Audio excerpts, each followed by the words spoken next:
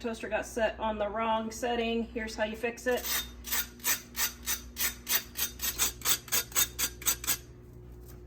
Any bread. But the germs inside are gross, Mom. Oh, stop.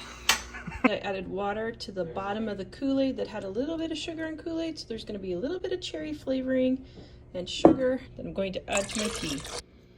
Okay, this is how you bake chicken quarters. This is the chicken quarters here. Now, most of the time I just sprinkle with seasoned salt. I don't put oil or anything on there. But if you wanted to, you could put onions and bake it with onions, or oranges and bake it with oranges. Now, I'm gonna do it slow, about 300 degrees for 2 hours, 350 for 30 minutes if I need to boost it a little bit, but super easy, slow roasted chicken. So that is the proper way to cook it so that it's nice and tender and comes off the bone really clean. Okay, so he already dug into it, but I found out my son loves the crunchy more than the creamy.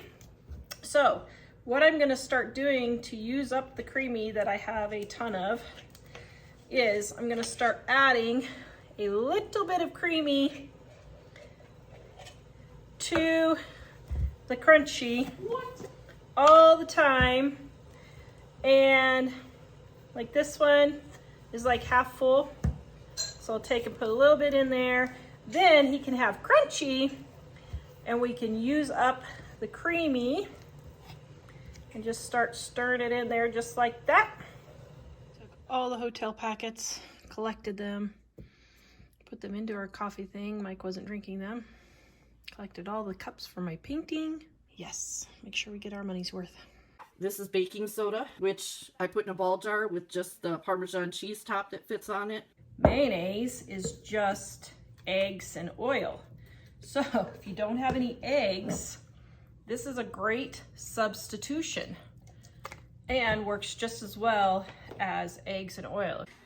Oat milk, Dining on a Dime cookbook, page 316. We've got rice, cashew, and coconut in here, and almond. So we have all of them if you guys need them. So Which one's the oat milk? Oh, okay, sorry. right there. Okay, got my water.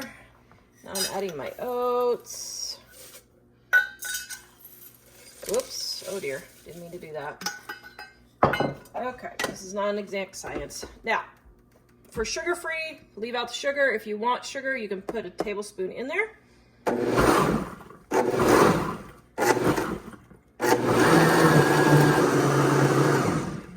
Okay, then you've got that. Doesn't that look yummy? Okay, let me find my strainer just a second. I like my oat milk a little thicker and hot with brown sugar and raisins. You're such a dingle. Do you guys see what I have to live with here? Do you see what I have to live with? Okay. Hey, we're focusing. We are focusing. Okay. So then you're going to strain it through the strainer just like so. Now, guys, this costs like 25 cents versus $3 to $4. Okay, so is this worth it? I definitely think it is.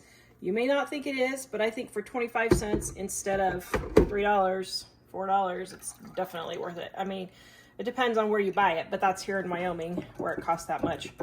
So then just let it strain. Now don't push it through because the pulp will come through, but just let it drip. Then you can use it right away or put it in the refrigerator. It might separate, so you'll need to shake it up, but you have to do that with the store-bought stuff too. So that's how you make homemade oat milk for 25 cents. My reusable oil spritzer. Love this thing. It saves so much money. So let's see, a thing of Pam is probably close to what, $4 now? And I don't know, it's probably what, $10, $20 for the bottle. So just about 4 cans of Pam and you'll get it all paid for. So I'm going to show you an easy way to melt honey now, or to measure honey. Just spray your measuring cup with cooking spray And then your honey will slide right out and it won't get stuck.